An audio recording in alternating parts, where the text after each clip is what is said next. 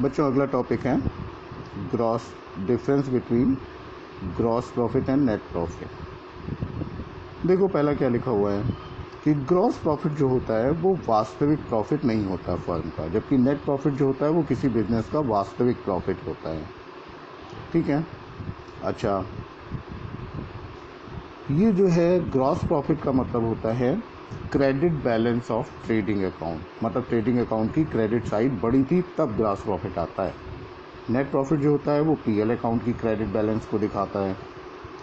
फिर एक कंपैरिजन, किसी बिजनेस का कंपैरिजन जो है वो किया जाता है ग्रॉस प्रॉफिट और नेट सेल के कंपैरिजन से, कि हमने इतने रुपए का माल बेचा और इतना रुपए हमारा ग्रॉस प्रॉफिट हुआ।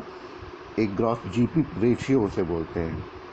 तो GP ratio, gross profit ratio की मदद से उसका कंपैरिजन किया जाता है जब प्रोग्रेस का, जबकि प्रॉफिटेबिलिटी का नेट प्रॉफिट का सेल के साथ रेशियो जो निकलता है उसके कंपैरिजन से करते हैं। मीनिंग ग्रॉस प्रॉफिट का मतलब है नेट सेल का एक्सेस होना मैन्युफैक्चरिंग ऑफ गुड्स के एक्सपेंसेस से, मतलब मैन्युफैक्चरिंग के खर्चे से नेट सेल जितनी ज़्यादा होती है वो डिफरेंस जो होता है वो ग्रॉस प्रॉफिट होता है। जबकि नेट प्रॉफिट जो होता है वो ग्रॉस प्रॉफिट का सभी खर्चों से जितना ज़्यादा होता है, मतलब gross profit minus all expenses, that is net profit. फिर ग्रॉस प्रॉफिट को सेल प्रॉफिट भी कहते हैं, नेट प्रॉफिट को ऑपरेटिंग प्रॉफिट भी कहते हैं। अब अगला टॉपिक है balance sheet. Balance sheet last काम भी है फाइनल अकाउंट का। इसमें क्या होता है, the information revealed by the trading and profit and loss account is no doubt very useful to the owner of the business as it enables him to know the gross and net profit और loss. जो net trading account और net PL account का जो balances हैं, that means gross profit और net profit, वो बहुत important है, इसमें कोई डाउट नहीं है, क्योंकि वो प्रॉफिट या लॉस बताते हैं। लेकिन जो फर्म की असेट और लाइबिलिटी हैं वो भी हमेशा बार बार बदलती रहती हैं। कोई भी बिजनेस ट्रांजैक्शन होता है उसके बाद असेट और लाइबिलिटी बदल जाती है या फाइनेंशियल पोजीशन बदल जाती है। ठीक है। अगर मान लो नेट प्रॉफिट हुआ या नेट लॉस हुआ तो इसका मतलब क्या हुआ कि वो इम्पैक्ट डालती हैं कैपिटल अकाउंट पर या नहीं डालती हैं। ठीक है। कहने का मतलब क्या हुआ, किसी फर्म की असेट और लाइबिलिटीज़ दोनों में लगातार बदलाव होता रहता है, इसलिए एक निश्चित पीरियड के बाद फाइनेंशियल स्थिति को पता करने के लिए सभी फर्म बैलेंस शीट बनाती हैं, जिसमें 2 कॉलम होते हैं, एक असेट का एक लाइबिलिटी का। पहले लाइबिलिटी का कॉलम बनता है। लाइबिलिटी का मतलब होता है the money which we have to pay, वह पैसा जो हमें देना है। ठीक है। और असेट का मतलब होता है the money which we have are to be received in future. इसका मतलब हुआ वो पैसा जो हमारे पास या तो है पैसे के रूप में या किसी और रूप में, या हमें भविष्य में मिलने वाला है, वो असेट होती है। फिर डेफिनेशन दी हुई है। डेफिनेशन में कोई खास डेफिनेशन नहीं है, कोई एक डेफिनेशन या थोड़ी चीज़ें कुछ याद कर लेना। जैसे पहली वाली जो डेफिनेशन लिखी है वही याद कर लो। A balance sheet may be defined as a statement prepared with a view to determine the exact financial position of business on a certain fixed date. किसी एक निश्चित तारीख को किसी फर्म की वित्तीय स्थिति का पता लगाने के लिए जो विवरण पत्र बनाया जाता है उसे बैलेंस शीट कहते हैं। अब बैलेंस शीट की मार्शलिंग होती है। मार्शलिंग का मतलब हो गया कौन सी चीज़ कब पहले लिखी जाए, कौन सी चीज़ बाद में लिखी जाए। तो 2 तरीके हैं। एक तरीका है in order of liquidity. Liquidity का मतलब होता है कैश को सबसे ज़्यादा लिक्विड माना जाता है, क्योंकि कैश लिक्विड किसे कहते हैं, लिक्विड उसे कहते हैं कि वो जिस कंटेनर में रखा जाए उस कंटेनर का शेप ले ले। तो कैश में एक क्वालिटी होती है, उसको हम जिस रूप में देखना चाहें उस रूप में हम बहुत आसानी से बदल सकते हैं। उदाहरण के लिए हमारे पास रुपए रखा हुआ है, हम उसे एक कार में बदलना चाहते हैं, हम कार खरीद लें। लेकिन हमारे पास एक कार है और हम उसको स्कूटर में बदलना चाहते हैं तो उतना आसान नहीं है। पहले हमें कार बेचनी पड़ेगी, फिर पैसा आएगा तब हम स्कूटर खरीदेंगे। ठीक है। तो लिक्विडिटी का मतलब कौन सी चीज़ सबसे ज़्यादा लिक्विड है उसे सबसे पहले लिखेंगे। तो असेट में जैसे देखो इसका एक फॉर्मेट बना हुआ है लिक्विडिटी के बेस पे। सबसे पहले कैश लिखा हुआ है। कैश इन हैंड जो है वो सबसे ज़्यादा लिक्विड है, तुरंत काम हो जाएगा। कैश एट बैंक उससे थोड़ा कम है, इन्वेस्टमेंट फिर उससे कम होते हैं, BR बिल्स रिसीवेबल उससे कम, डेटर उससे कम, और सबसे लास्ट में है गुडविल, वो सबसे ज़्यादा कम होती है। ऐसे ही लाइबिलिटी में देखो, बैंक ओवरड्राफ्ट सबसे ज़्यादा लिक्विड है, क्योंकि सबसे पहले वो पे करना पड़ेगा। जैसे ही हम बैंक में पैसा जमा करेंगे वो बैंक ओवरड्राफ्ट का पैसा कट कर लेगा। लोन का पैसा जल्दी देना होता है, फिर उससे देर में बिल्स पेबल का पैसा देना होता है, उससे देर में क्रेडिटर का देना होता है, और कैपिटल का पैसा सबसे बाद में देना होता है। तो ये है मार्शलिंग की किस ऑर्डर में लिखें। और दूसरा है तरीका इसी का just opposite, in order of permanency, कि कौन सी चीज़ सबसे ज़्यादा दिनों तक फर्म में रहती है, परमानेंट नेचर की है। तो जो तुमने लिक्विडिटी के आधार पे बनाया था उसका जस्ट अपोजिट होता है on the in order of permanency. जो वहाँ सबसे लास्ट में लिखा था, जैसे लाइबिलिटी में कैपिटल सबसे लास्ट में लिखा था, तो यहाँ सबसे पहले लिखा हुआ है।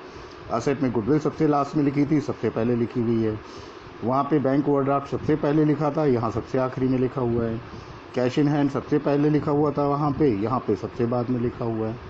ठीक है। फिर आगे लिखा हुआ है balance sheet must reflect the true position.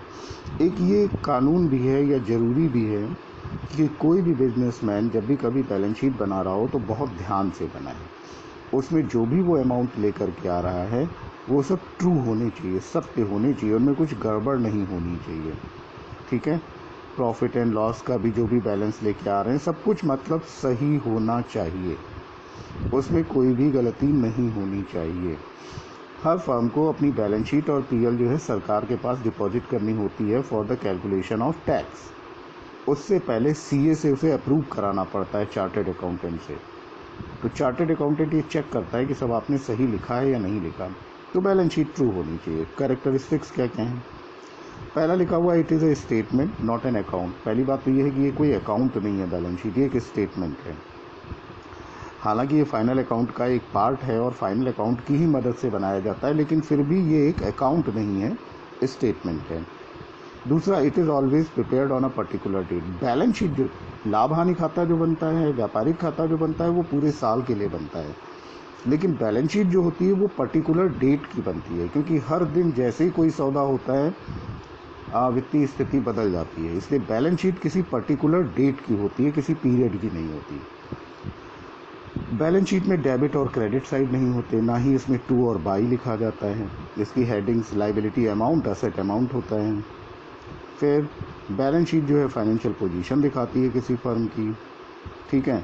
Balance sheet हमें ये भी बताती है फर्म को क्या रुपए दूसरों को देने हैं और क्या रुपए दूसरों से लेने हैं। ठीक है। और एक और इम्पॉर्टेंट चीज़ कि बैलेंस शीट का टोटल हमेशा दोनों तरफ इक्वल आता है। लाइबिलिटी का total always equals to assets total. फिर ऑब्जेक्टिव ऑफ बैलेंस शीट, क्या क्या ऑब्जेक्टिव कहते हैं। पहला ऑब्जेक्टिव लिखा principal objective. The main objective of preparing balance sheet is to known as the financial position of the for business at a particular date.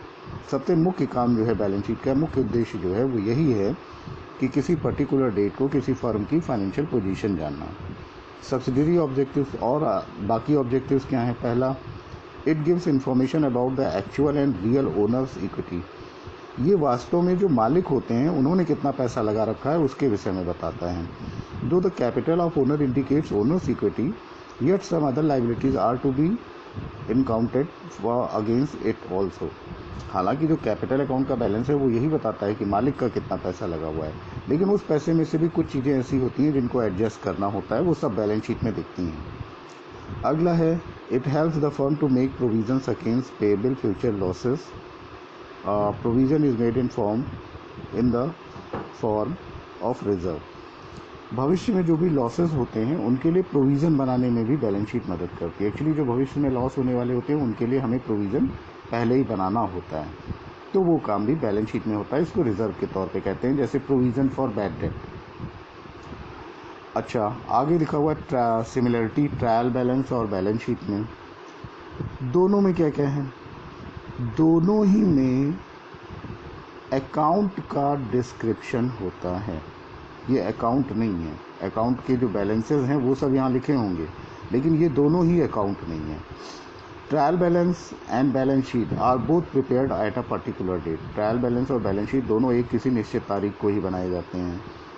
Trial balance और balance sheet are both prepared with the help of ledger account. Ledger account के जो balances हैं उन्हीं की मदद से बनाया जाता है। Closing balance of cash and bank account are included in both the trial balance and balance sheet. Cash और बैंक का जो बैलेंस है वो दोनों ही उसमें यूज़ किया जाता है, ट्रायल बैलेंस में भी, बैलेंस शीट में भी। और इसके अलावा दोनों में ही दोनों साइड का टोटल हमेशा इक्वल आना चाहिए। एक बैलेंस शीट लिखी हुई है, format of balance sheet as on. अब इसके आगे डेट लिखी जाती है जहाँ पे डॉटेड बने हुए हैं। फिर ये इन्होंने बना रखा है, लिक्विडिटी के आधार पे इन्होंने फॉर्मेट दे रखा है। अच्छा, सिमिलरिटी के बाद अगला काम है डिफरेंस क्या क्या है ट्रायल बैलेंस और बैलेंस शीट में। पहली चीज़, ट्रायल बैलेंस बनाने का उद्देश्य होता है अर्थमेटिकल एक्यूरेसी पता करना कि हमने सारे अकाउंट में टोटलिंग वगैरह तो नहीं गलत की है, ये चेक करने के लिए ट्रायल बैलेंस बनता है। जबकि बैलेंस शीट बनाने का उद्देश्य होता है कि हम फाइनेंशियल पोजीशन जानें। ठीक है, ट्रायल बैलेंस में पर्सनल, रियल, नॉमिनल तीनों तरीके के अकाउंट के बैलेंसेस होते हैं, जबकि बैलेंस शीट में केवल पर्सनल और रियल अकाउंट के बैलेंसेस होते हैं, क्योंकि नॉमिनल अकाउंट के बैलेंसेस सब पीएल अकाउंट में चले जाते हैं, ट्रेडिंग और पीएल में।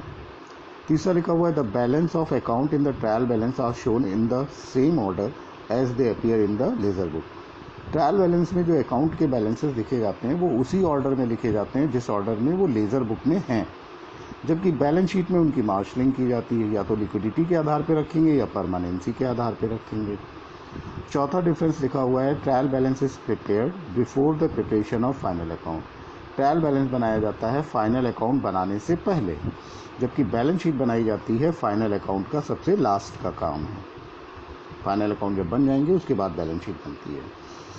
फिर पांचवा पॉइंट लिखा हुआ है कि closing stock is not included in the trial balance. Trial balance में क्लोजिंग स्टॉक नहीं लिखा जाता, जबकि बैलेंस शीट में क्लोजिंग स्टॉक लिखा जाता है।